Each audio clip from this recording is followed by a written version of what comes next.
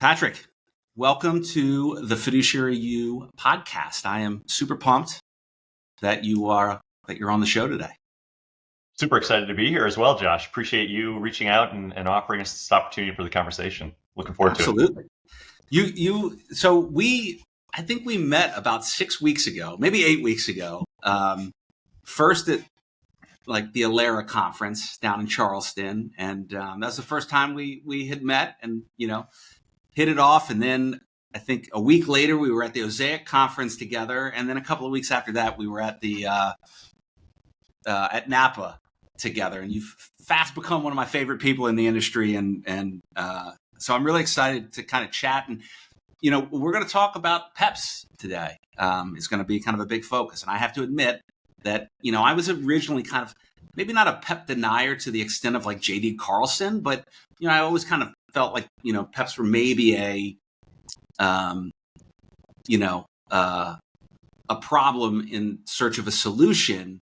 But after hearing your perspectives and learning about a lot of the great stuff the Standard has been doing, the success that you guys have had in the growth, and then actually hearing from advisors at these conferences who've partnered with you, it's really kind of opened my mind. So I'm excited to kind of like talk through this, and I think the audience will get a lot out of it. Looking forward to it. Yeah, I think a couple of things you had brought up during one of those events was just what makes a really good advisor. And I think one thing that's really special about you, Josh, and your history is your level of curiosity. Like just while you have predetermined ideas of how the world should operate and how the business should operate, you seem super curious in terms of understanding what maybe the next level of this service could mean to your business or to an advisor's business, and then to a plan sponsor and how they view the world too. I appreciate that. That is one of my personal core values is curiosity. So, I think one of the things you said, like I'm a big believer, I know you are as well, is like you have to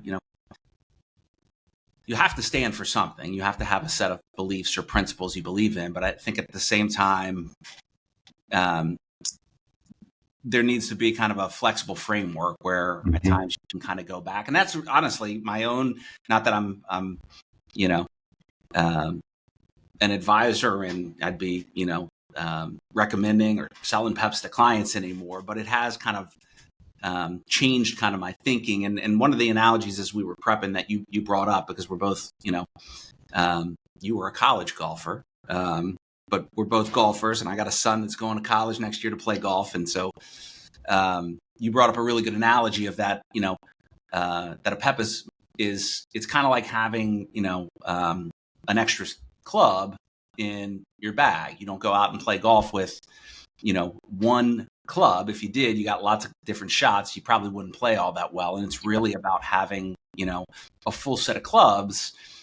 Some you only may hit a few times around, but when that, shot comes up, you're going to be really glad that you have that club in the bag. And is that a fair way to kind of maybe capture exactly it? Yeah. I don't think anybody is saying that PEPs are going to be the right for every solution. I think there's a lot of conversation around like what this could mean for the industry and what the appetite might be for it. And some people are throwing around numbers like 50% of all plans in 5 years or 10 years might be, rolling into some sort of a pooled plan. That means that there's still going to be 50% that are going into some form of a single employer plan too. And so it's not right for every situation. I think that's one of the things that we can talk about today is just expectations on where is that right fit and what the opportunity is. But there's a lot of things in play right now. If I think about just the last, call it 5 years, the amount of change we've gone through, I mean, we're really coming to the point where, human resource benefits people have been really struggling. I mean, go back 5 years ago, they were already understaffed. Like they didn't have the resources. They were dedicating a lot of time to trying to deal with ACA. They were trying to deal with staffing shortages amongst their entire company. And they were really looking for ways to outsource or delegate some of their responsibilities so that they could focus on the things that were most pertinent to their business today. You had COVID in the mix of that as well. So you had a lot of different things going on that just really put a lot of stress on them. And probably one of the more impacted groups of individuals out there in America over the last couple of years. And then you had, you've used this term before, indirect fee compression for financial advisors. And I don't know if you want to spend a couple of minutes talking a little bit about that, but I think it would be important to add to this. Yeah, one of the things that and no disrespect in this to Standard or any other, record keeper that's out there, but one of the things that, if I feel like over the past 15 years, fee compression direct really hit record keepers. And, to deal with that, I think over time, what at least we saw back in, again, I've been out of the game a few years, but, at Greenspring, what we saw with record keeping partners, a lot of times we saw service levels dropping or a big push to self-service when clients had issues. Like it was really like, kind of a self-service first, or we saw, more senior RMs that were, either getting let go because junior folks were kind of, more cost effective, or RMs were getting overloaded. And so response times. And so what invariably would happen would be when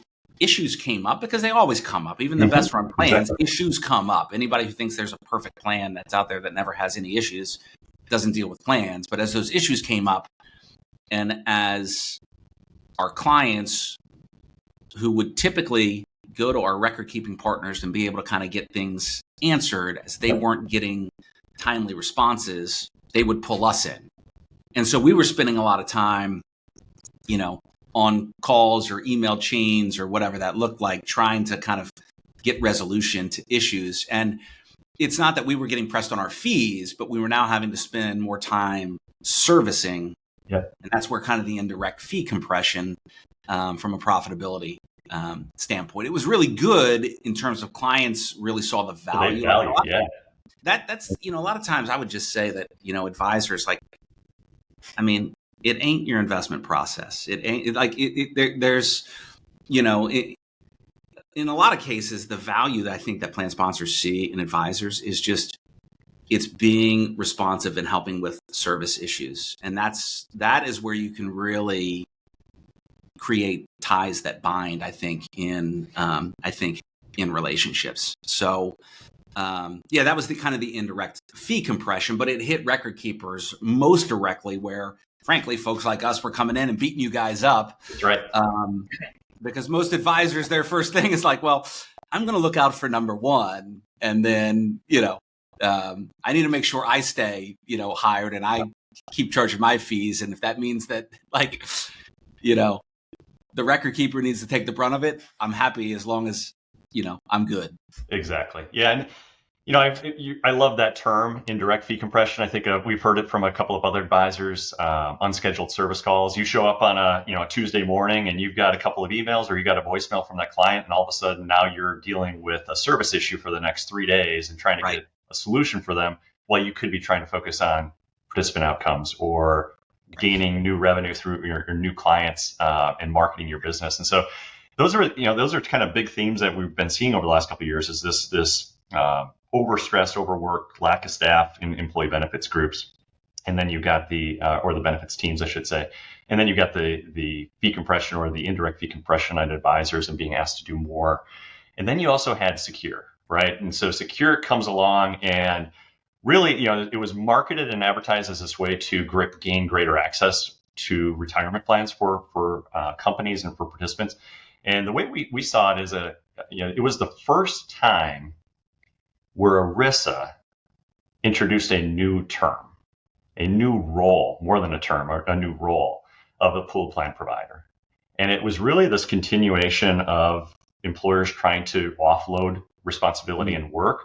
But the pooled plan provider is now this professional plan sponsor who steps into that role and is responsible for the operation of that plan. And that really changed everything. You kind of flipped it on its head as far as, what does a pooled plan provider do, and what is, as a human resource and it benefits and maybe even a business owner, what can I gain from maybe shifting some of this or transitioning some of this to an outside professional and really focusing on my business? And then thinking about it from an advisor perspective, how can I leverage this new tool, this new solution or club in my bag to help me grow my business and be more effective in producing the types of outcomes that I truly care about? You and I were talking about during the prep, the issues that we see in 401k plans aren't around the investment options. I mean, it's important to focus on those things. It's important to focus on, the fees, the funds, all those sorts of things. But it's kind of table stakes, right? In our world today, you can get a 338 investment manager for 5 basis points. Your dog your dog definitely wants to get a 338 for 5 basis points. He's very excited about that. I just lost track of where we were now. So, I think probably the compression, like you can get this table stakes of things that were differentiators before aren't anymore. You kind of got to do it. But where are the issues on 401k plans? And what are people really trying to accomplish? What are the bigger goals? And, there's so much conversation about fiduciary or around participant outcomes. Right. And creating true financial fitness, wealth. But how do you do that if you're constantly focusing on the technical aspects of operating a plan? And so I think that's really where you can change the conversation as an advisor to say, let's work with a professional pooled plan provider to operate in this space. This is what they do. And now we can have more meaningful conversations around truly making an impact for our participant. When I even think the other side of that, and we had talked about this as well, is,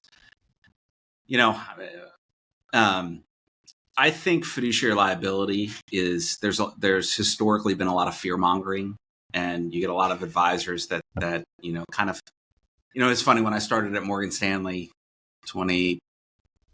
almost 25 years ago, I remember my first week, my manager, who was a great guy, but he's like, look, two things you need to know.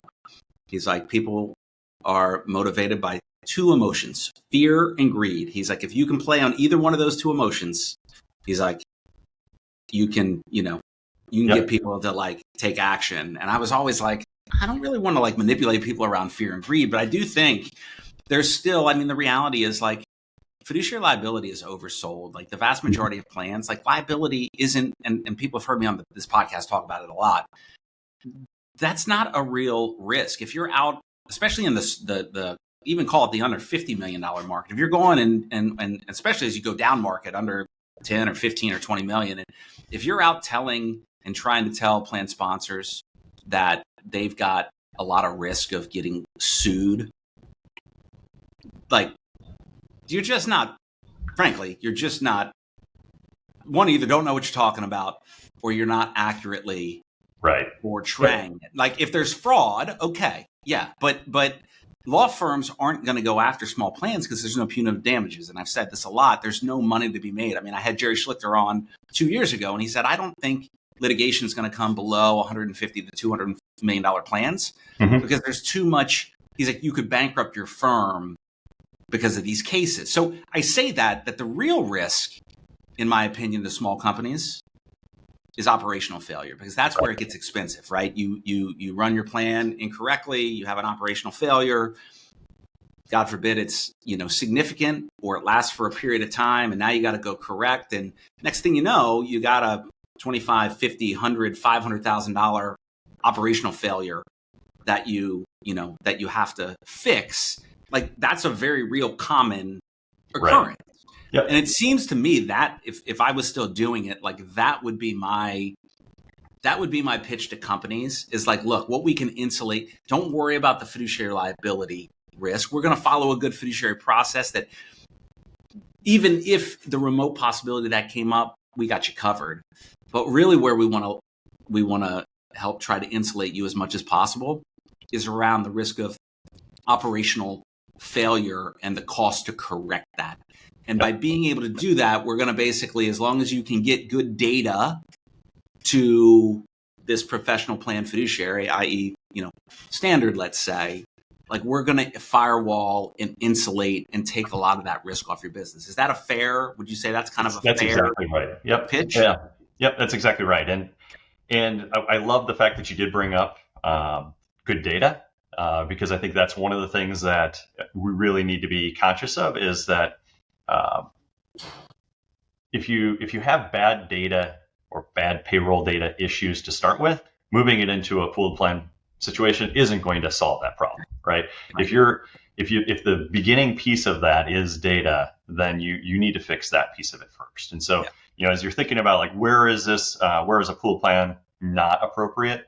That's going to be one of those situations. You got to solve for that first. You got to figure out how to manage your payroll data in a meaningful way and make it more accurate and before you start looking at a pool plan provider or a PEP. Right. Yep. You'll have the same issues you have running your plan on your own. Garbage in, garbage out, basically. Yeah, exactly. And that's one of the things that we really were excited about when Secure came out is that we're a service first provider. We're a record keeper. We're not trying to figure out a way to monetize the participant in terms of private wealth and other opportunities. We really view our opportunity as a service provider to add meaningful impact to an advisor's business and how we eliminate the headaches and allow them to do the things that they need to do to be more successful, and their clients in the same way. If we can make them more efficient and effective. And so we thought that this was just that extra level of service that you can add on to that offering. We never viewed it as a price play. We didn't think that it was going to be something that we could meaningfully drive down pricing, because we were talking about adding and enhancing service and value for advisors and for their clients. And so I think that was one thing that was really important as we started getting excited about it was, again, if a record keeper hasn't figured out how to provide meaningful service and they start adding a solution called a PEP, that doesn't solve the problem. And so in our mind, you still kind of like bad data in, bad data out as a plan sponsor. Like exactly, the solution isn't going to fix, isn't going to cure the symptoms you have. You're using the right club with the bad swing still, right? Oh, I love that. And so that's one of the things that really got us excited about what a pooled plan provided. There are things that we also felt were really good fits, like things native 316 services, where we were already providing these types of services, but they were somewhat limited and contractual, like how we would take on 3, 4, 5 different tasks in a 316 capacity, but the other 250, 300 tasks were left to the employer. And so those, like, operationally, when you're talking about the operational failures and maybe not a litigation risk, but an operational failure risk with the DOL and the IRS, those are the sorts of things that we feel that we can really help solve through quality service professional plan provider. Yeah. I before as we were prepping, I had mentioned for HR, those are real issues. Like if you have to go into the the CEO or the CFO's office and be like, hey, we got to write a check for $150,000 to fix. That's a bad day. That's a bad day. I had said to you as we were recording, like my very first job, my very first Christmas party, my boss said to me, he said, hey, make sure you don't, have any CLMs tonight. And I said, well, what's a CLM? And he said, a career limiting maneuver. He said, make sure you're on your good behavior. And I think, operational failures for HR folks, that's a potential CLM right there. Yeah. From that perspective. It's supposed to be part of their day job, but they've got so many other responsibilities, and the amount of time that they can dedicate to the 401k and truly become educated, and it becomes overwhelming. Yeah. What would you say, just in terms of, I've heard you say this before, that like not all PEPs are the same. Mm-hmm. And the if we think about, solutions, it's really, I would say maybe like not all problems are the same. And so they're different solutions. PEPs can provide different solutions to a different set of problems, because not every company has the exact same set of problems. So what is like the solution set for PEPs? What are the different kind of flavors, if you will, of PEPs? Yeah, I was listening to a podcast a couple of weeks ago on this topic, and they were talking about there being price-focused PEPs, there's service-focused PEPs, there's different plan design opportunities out there. Some are leading with more of a bundled type solution or unbundled type solution. So I think just at a high level, there's different structures and focuses for how different organizations are going about it. I talked earlier about being service first. Like that is our true belief, is that if we can do a better job for advisors in our role as a pool plan provider to allow them to do the meaningful things and the meaningful work for the American worker and for their plan sponsor or their employer clients. Like that's where we feel like we can really have an impact. The other thing would be advisor centricity. Like, are you designing it to, cut out the advisor or to outsource to other third parties, or are you doing it in collaboration with an advisory firm? And we feel, the same podcast that I was listening to, they were talking about the importance of having distribution. That a PEP ultimately needs distribution, or it's gonna fail on itself, right? And so having really good advisor-centric approach to how we design and collaborate on PEPs is a really important differentiator. And I think that would be one of the big distinctions that you'll probably find as you talk to different pool plan providers out there, is just how advisor-centric they are. And then maybe the third thing would be just the strength of that P3. Like, what is that? What's the financial backing? What are the human resources that are involved in that? What's their experience with PEPs today, but prior to that with MEPs? What is their experience and their expertise in this space, and their financial wherewithal to withstand any potential issues that might come up? And would you say that there are, certain, it's interesting when everybody, and I've heard some of those statistics, like 50% of plans. Yep. And again, I'm open to, and I think the one thing just in getting to know you and being at conferences and seeing is like, for a long time, I was like, when people, it's kind of like when you hear about like a record keeper will offer like a financial like wellness solution. And, it'll be like, we had 39% engagement. Mm-hmm. And it'd be like, okay, well, how are you defining engagement?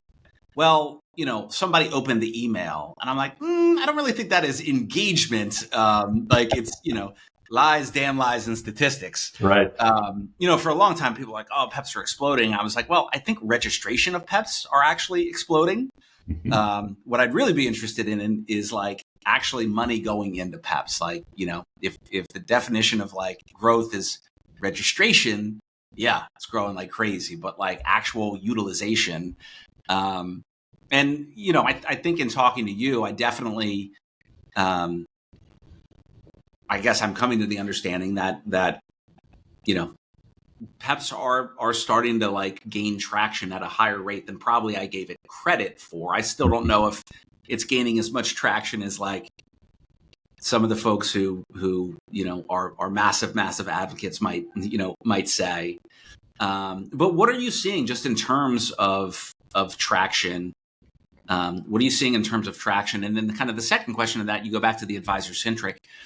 Are there some record keepers that are more going their value prop to advisors is like, we're going to do it all for you. So like, it's more of like, it's a solution you can offer, but you can kind of like wipe your hands. You don't need to be involved, as opposed to like, hey, we're going to do it with you, and whatever level you want to engage with us. We have kind of a flexible framework. Like if you want to be really involved, you can be, to a certain extent, like you can be more involved. If you don't want to be, you don't have to be, and somewhere in between. Is that what you mean by advisor centricity? I would say all of the above on the advisor centricity piece of it. You think about from a that structure. What do they want that structure to look like, and what do they want their role to be? In some cases, I think almost exclusively at this point, you're thinking about the advisory firm operating in that 338 capacity. But even to the point where who's hiring them? Is it the P3 as a pool plan provider hiring them, or is it the employer hiring them? And can you separate those different services? So for instance, maybe the P3 hires the advisory firm just for the 338 services, but that advisor then has a separate fiduciary, non-fiduciary services agreement directly with their client. Mm. And that retains their ability to essentially be in that relationship and kind of own that piece of their service model without having to feel like they're giving it up to somebody else. Yeah. You still have all the benefits of fiduciary and administrative outsourcing on the PEP, but they still have that agreement directly for their services with that particular employer. Well, that answers that. I always kind of thought like, well, theoretically, if you're the pool plan provider, like you could fire the advisor. Yeah. In that example you're talking about is like theoretically, now granted for your business, like number one, they'd have to be really, really messing up. But number two, that's probably not a great business you want to get in of like firing, your advisor clients. But let's just say theoretically, like in that case, they maybe get fired from the 338, but they'd still have a relationship with the client. Exactly. Under those other set of services. Yep. Yeah. And part of that responsibility on that side of it could be, the evaluation of the P3 and all the other things that go along with that servicing that client. So I think that's probably the best example is how you structure that. But it gets down to the investment selection, and it gets into plan design flexibility. It gets into all of the different services that you would typically get in a single employer. Yeah. But sometimes when it goes to a pooled employer, they try to cookie cutter, especially if you're really trying to drive down price and be a price play on a PEP, you're probably going to have to make it a little bit more cookie cutter and have a little bit less flexibility to do that. Right. Yeah. Your other question was about volume, just what we're seeing from a volume. And I'm not going to get into too detailed of numbers, but just round figures.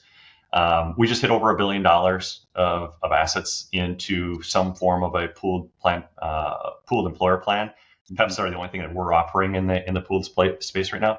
But you're talking about a couple of years, and we had a migration in the midst of that, an integration where Standard acquired Standard's Securian's old record keeping business, and so there was a lot of work going on along with that, and there was some maybe pushing pause a little bit during some of that time, and we're still extending over $1 billion of assets in pooled plans today.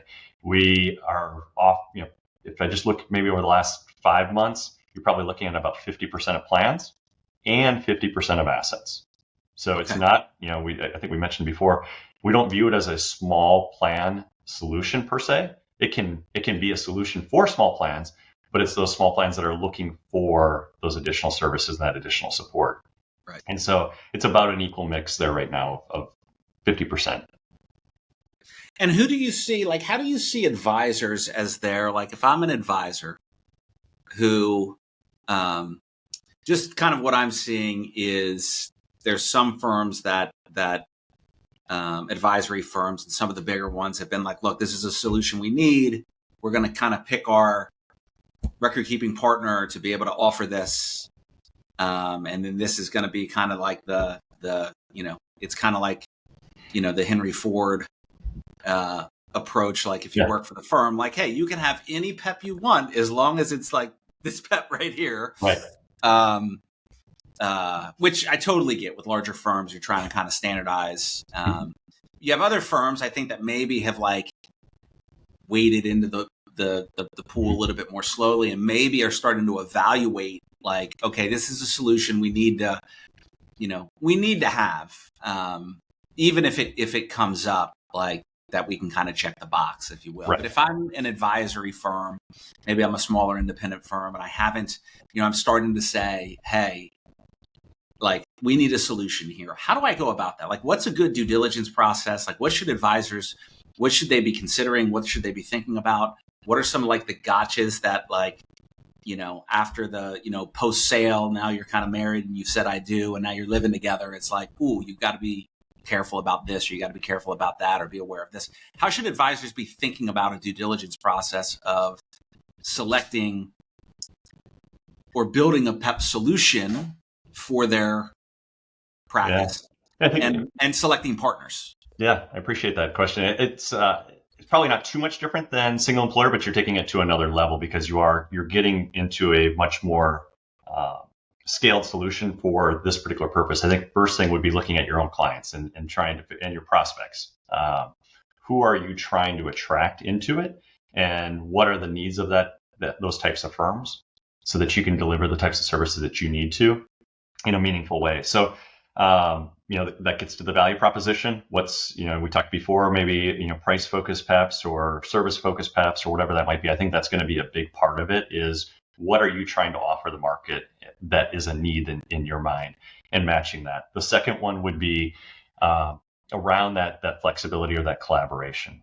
How involved or how much of a voice do you have in that process or how much is it dictated already, and you are just getting plugged into a piece of that solution. And then the third one that I think maybe gets overlooked a little bit in our space, and we're still continuing to learn, right? We're only a little over 3 years into this process, but I think the strength of the pooled plan provider and their experience, we talked about before, their financial resources, their human resources to be able to execute on this and to truly manage a meaningful, have a meaningful impact on it, I think is really important. You mentioned litigation, and the $2 million plan probably doesn't have to worry about litigation per se.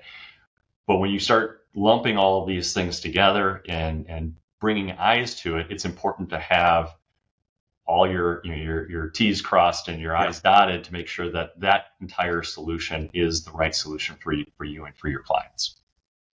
Right. One of the I'm gonna put you on the spot here because we didn't prep about it. Anywhere. I think I remembered bringing it up, or you bringing it up maybe.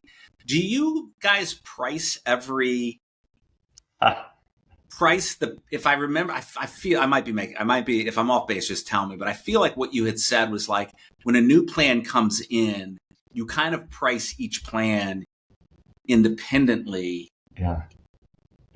Within the PEP, instead of like, hey, it's 20 basis points regardless, like you guys evaluate and price each plan. Yeah, you got a great memory. Is that true? Yeah. So I think, just take a step back, I guess there's multiple employer plans have been around for a long time, and there were always maybe some limitations to what the capabilities of a original multiple employer plan were. And I think one of them was obviously the bad apple, where if one plan in the MEP or an adopting employer was a problem, then that contaminated the entire bunch. You also had a situation where they had to have a common nexus between the different groups to be truly a closed MEP. Which is why you usually saw it was more like industry specific. Exactly. Right? Yep. But the third thing, and again, this is probably one of those things that's a little bit less talked about right now, but I think it will be discovered more as we get into the more years of PEPs being offered out there. One of the problems with MEPs originally was that you would price them in a very bundled way or grouped way. And what would happen is the plans with the best demographics, with the best contributions, best average account balances, higher average account balance and assets, those plans could price better individually. And they would leave, and as a result, the rest of the group was really a weak group to try to manage in terms of the profitability of that and pricing of that plan. And so when we set out to create a PEP, and again, this would be one of the, this is just, and that's partly because in a lot of those cases, they would have subsidized all of those other plans. Great word. It's just like in a wealth firm, like your big clients tend to like subsidize like your smaller clients. That's just the way that it is. Great word. Yep. So that's exactly. So when we design, and this is just for us, I can't speak for everybody in the industry, but we were really intentional about saying we want each employer to be priced on the merits of their particular plan or their particular demographics. And so that at any point in time in that continuum of when they first join the PEP to 10 years from now, they're not leaving the PEP because it's a price thing. There may be other reasons based on their particular situation, but it shouldn't be a situation where they get to be too good of a participating employer to then move out of the PEP at that point.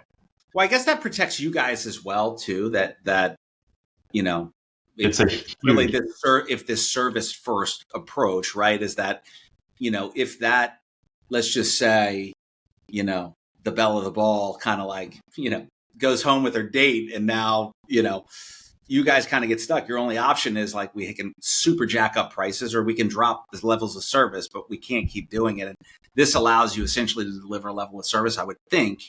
Yep. Based on the needs of a plan. Yeah, and that's exactly right. The service piece of it is 100% on. I think the other piece of it would be going to with more eyeballs on PEPs and looking at how these things are structured. I think that we'd call it intra-plan subsidization, where you do have certain plans subsidizing the cost for other plans or employers in this case. I think that's going to be an issue, and so being able to say each participating employer is priced on the merits, it makes it a more difficult story in terms of going out to the market and trying to say, like, it would be much easier if I could just put it all on a piece of paper and just say, like, here's the pricing, regardless of the size of the plan, regardless of what's the situation, here's what you can sell to your clients. But again, in this spirit of collaboration and making sure that it's right for for those advisors and their clients, pricing it individually is a really important aspect. Yeah.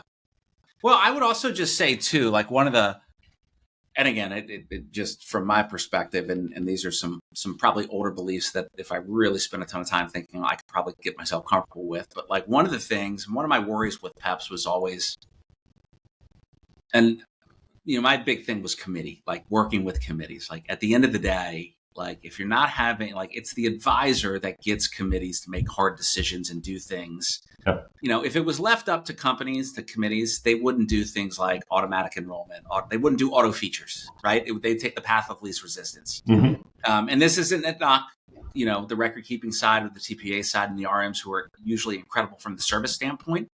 But like the person, like the leader in the room is usually the advisor. Like our clients did things not because like they wanted to, but in many ways, like we forced them to. Now, right. And so one of my worries was always with PEPs of if now, like from an advisor, it'd be great. Be like, okay, great. Instead of having to do 50 committee meetings, I could do one committee meeting. And then my worry about that was like, if you're not sitting in the room, really influencing that plan sponsor and having hard conversations and helping them grapple with important but difficult decisions. Now, does that mean with a PEP, like you've got companies that are going to take path of least resistance? So that was always one worry I had. The other was like, I know some firms have said this, well, what's kind of my value prop if like with a PEP? But one thing I hadn't thought about till now, but the pricing thing that you said was, you could still now, like part of your engagement with the plan sponsor would be like benchmarking record keeping. Like it's not just one standard. Like you could still do the same thing you normally do. Maybe go out to the market and you could still, you could still deliver kind of that service and that independence. I think the other thing too is, as maybe there's corporate actions, I would imagine with you guys, if it really is priced individually, let's say we acquire a company that has great demographics and make our demographics better. Now, can that plan sponsor come back to you and say, hey, like, can we kind of reprice this? I guess it could go the other way too, is you could be like, look, we need to reprice this, but is that a fair, like, that is fair. Approach? Yeah. I mean, that goes along with the subsidization type story. So, yeah.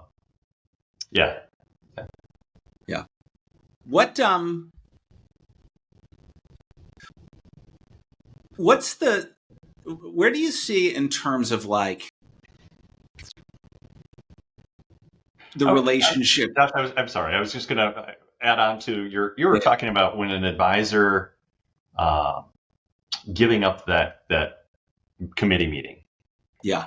And instead of doing 50, doing one. And I think that is happening in terms of things like kind of the general, let's call it, if you think about a traditional agenda, you've got the industry background, like things that are happening in the industry. You have the regulatory updates, you have the investment review. Those things can all happen now in one single meeting that you're broadcasting to a larger group, and you can certainly save a ton of time and for both you and for your employer client, right? Because they don't want to spend a ton of time on that stuff either.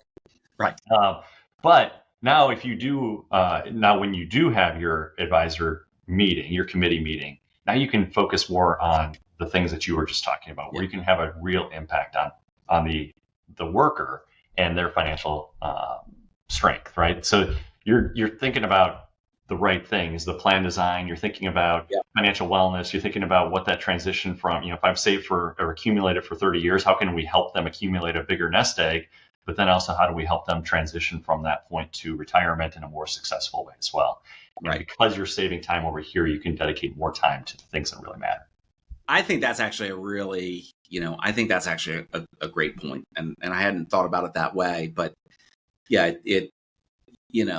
I think if you asked most plan sponsors, like they sit in committee meetings because they have to, it's not like they're looking forward like every quarter, like, ooh, can't wait till that meeting comes up. If I don't get my fund review this quarter, I'm going to like really be pissed. Like, I think that to kind of that point, what you're doing is some more of I know some people don't like this, but like the investment due diligence is commoditized. It's the most commoditized thing an advisor does. Yeah. It's like, hey, we're still going to do that. We're going to do that kind of once a year. We're going to be able to do that. And it could be as easy to scale as, if you've got a consistent fund lineup. What's nice now is like, hey, I'm going to, even if I recorded once, if it's the same fund lineup for clients, like I recorded once a quarter, here's our 5-minute kind of overview, investment due diligence, market commentary. And now I sent that out to everybody, and people could opt in and self-select and listen to 5 minutes. That's actually great. And then you spend those times. I guess I was under the assumption that if they went to kind of like, hey, I do one meeting, they'd stop having connectivity. What I hear you saying is like, you may only need to meet twice a year instead of 4 times a year, which frankly is fine.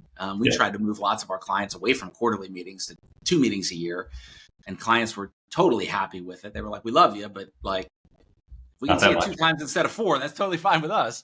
Yep. But the content of those meetings and the things you talk about can have more consequence. That's what I hear you say instead of that's actually that's a really good point.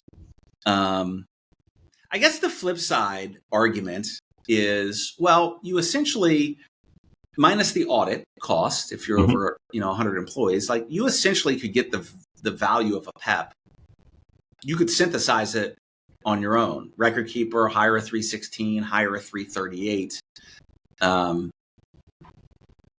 Right? What's the counter argument to that if you could essentially in a single plan environment create those same things? Yeah. So I think we touched on it maybe briefly earlier, but this distinction of because we offer 316 services, and you can hire us in that capacity, but it's limited to those specific things that we outline in that agreement that we're taking on. Everything else is the responsibility of the employer. And in a PEP, you're flipping that on its head, at least in a well-structured one, where the pooled plan provider is responsible for 100% of it, except for what they've delegated back to the... So it's kind of the inverse of what that arrangement and the other arrangement, it's like, this is what we'll do. You're responsible for everything else. Yes. Yeah. Okay. Yeah. So think about it like, good point. Think about it from like a contract. So you're not truly getting you're not getting the same level of administrative outsourcing with a native 316 or a bolt-on 316 as you are within a PEP. Correct. With you guys. Yeah, because you're literally removing your name as a plan sponsor when you enter a PEP. You're no longer listed as a plan sponsor. Got it. Do you ever fire clients out of a PEP, plan sponsors? We haven't had to yet. Could there be I just thought about that. Could there be a situation where, like, certainly, and that's you kick them out? Yeah, I think that's one of the things that with the bad apple. Like, yes, there might be situations where we do need to separate them, but it's not contaminating the rest of the bunch in that process. So yeah, there certainly could be a situation where we need to, but we haven't run into it yet. Mm. And from an audit, and I haven't kept up with this a whole lot. Like, I think weren't there some assumptions? Like, what's the deal with the audit originally? Yeah, it seems like there was some kind of misunderstandings in terms of like what it actually meant versus what it didn't. How does that work? Yeah, so each PEP is a little bit different in how they're going to be looking at it. But the idea is when an employer enters a PEP, let's say you're already over the audit threshold, 100 participants. And you're already having an audit, probably, depending on where you live. If you're on the coast, it's probably closer to $16,000, $18,000 a year. If you're middle America, maybe it's closer to 12 or something like that. But more so than the cost, there's also the work that goes into it. And so you're probably putting in, we've heard from our clients is a single employer situation, you're probably putting in roughly 40, 45 hours per year into the audit as a human resource person. And that's just how it is. But when you enter the PEP, you're no longer the plan sponsor anymore. You're an adopting employer of the PEP. The audit is actually done at the PEP level. And different PEPs can choose how they want to assess that fee for that PEP.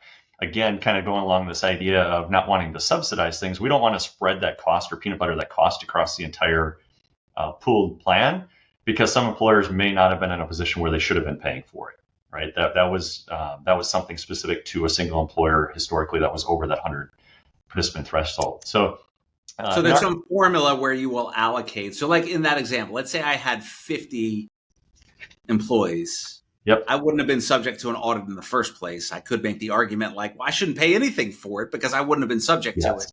Yep. But if you had 3, let's say there were 5 employers, one was under 100, it really should be the 4 remaining ones. That's right. And then there's got to be some formula, I would imagine, if one's really big and one's kind of like, one's got 120 people, 50 people, and one's got 1,000.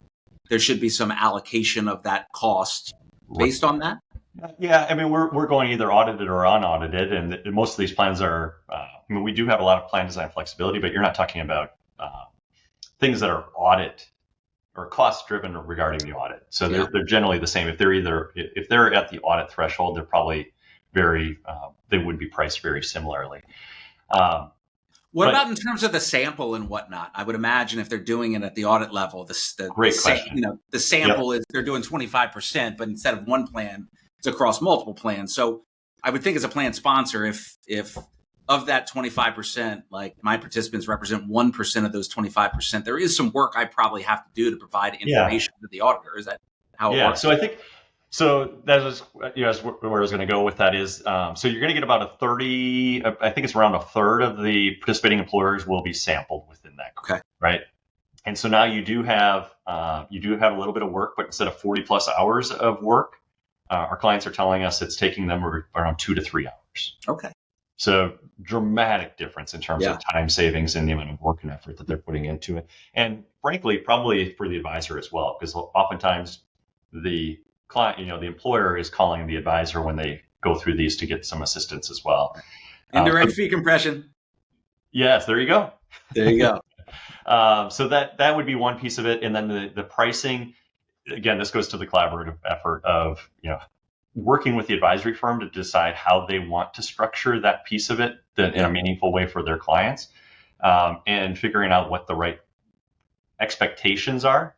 Because some of this is, how fast can you grow? How many of these 100 plus life groups can you get into the PEP in X amount of time? And then let's communicate that so that you have some level of expectation before you enter the PEP that this is what it's going to cost. And so, we're probably somewhere in the neighborhood of currently somewhere in the neighborhood of $2,000 to $5,000 instead of that $12,000 to $18,000.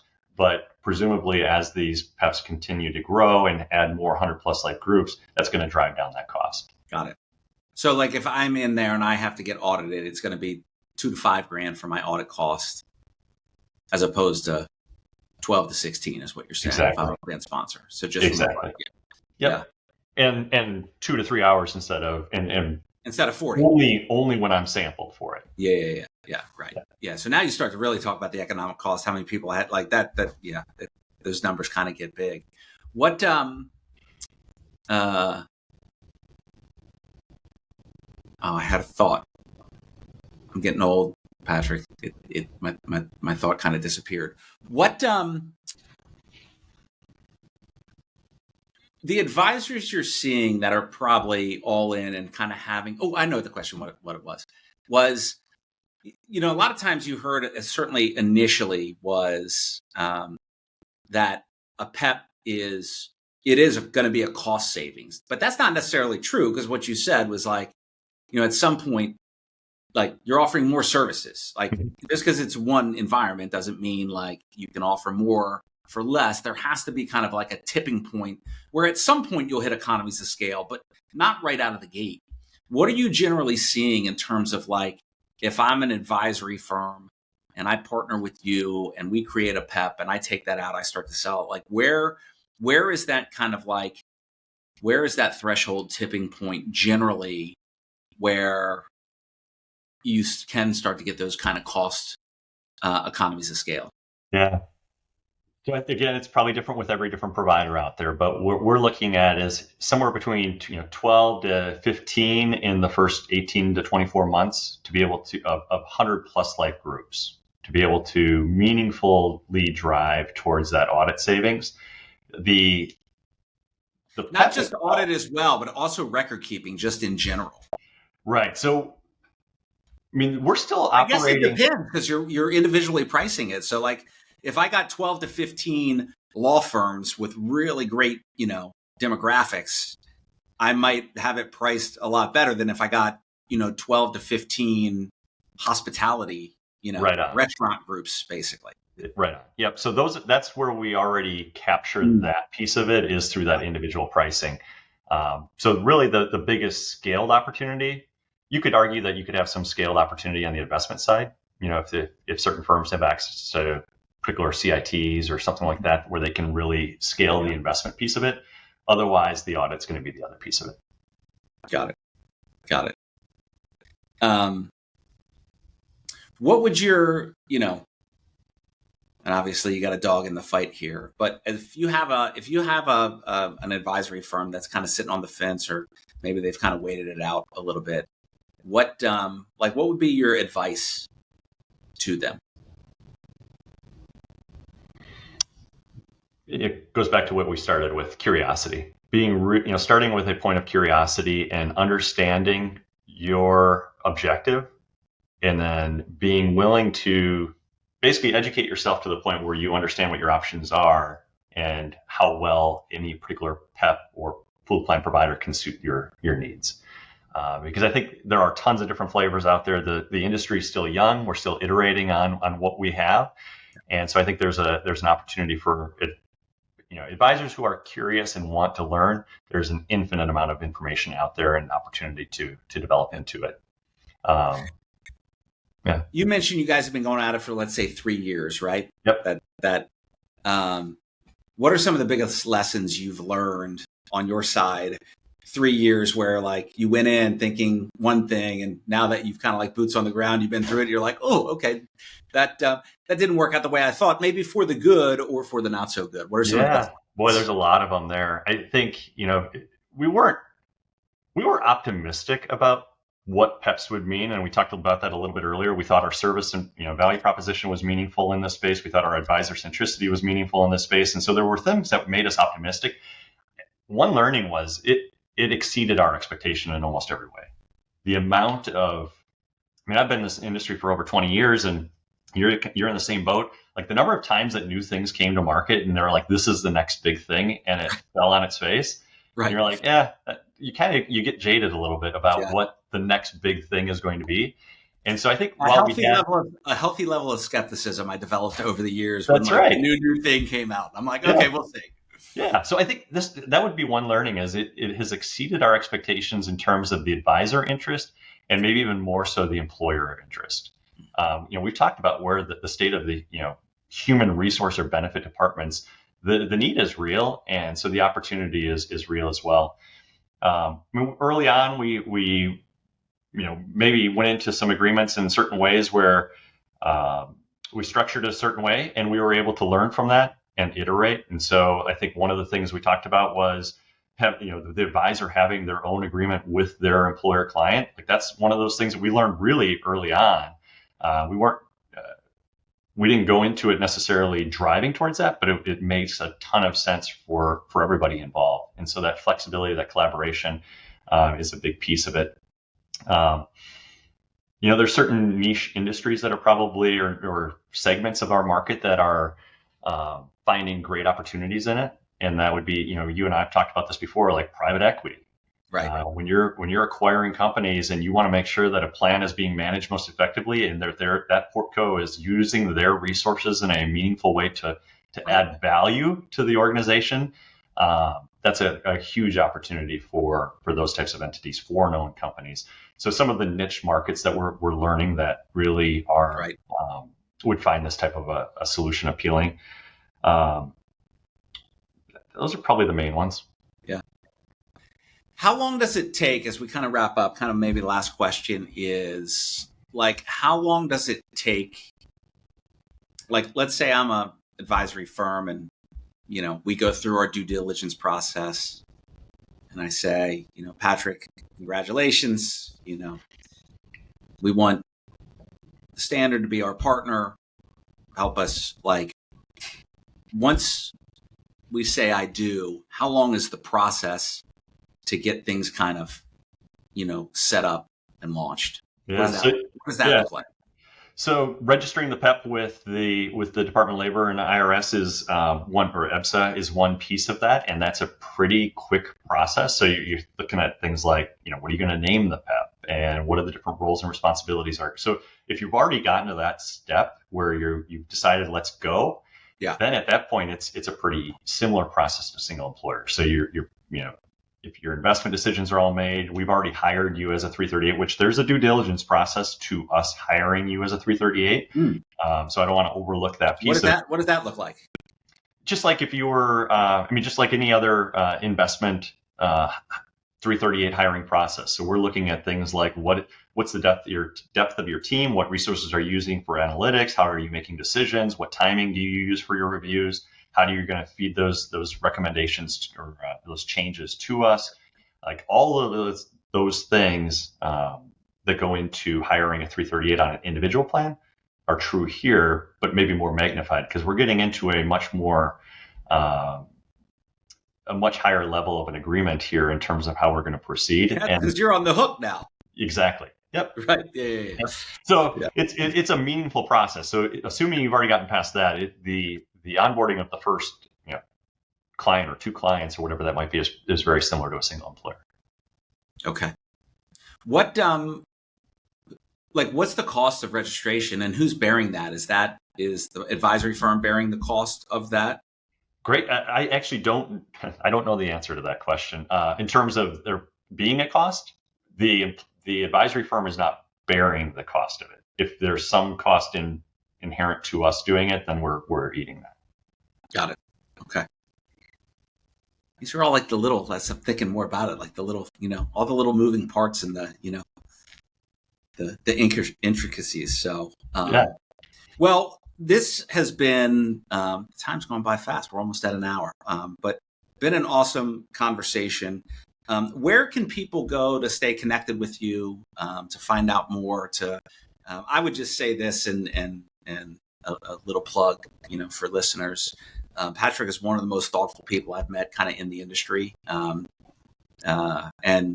whenever we have kind of conversations, one of the things I love is like, I'll ask something and you kind of saw it today. He'll like pause and he'll go, and then he'll kind of think about that. And that's one thing I really, really appreciate. So like, even just as you're trying to learn, you have questions, like he's a great resource. So where can people go, stay connected with you, learn more about, what the standard offers, what you guys are doing?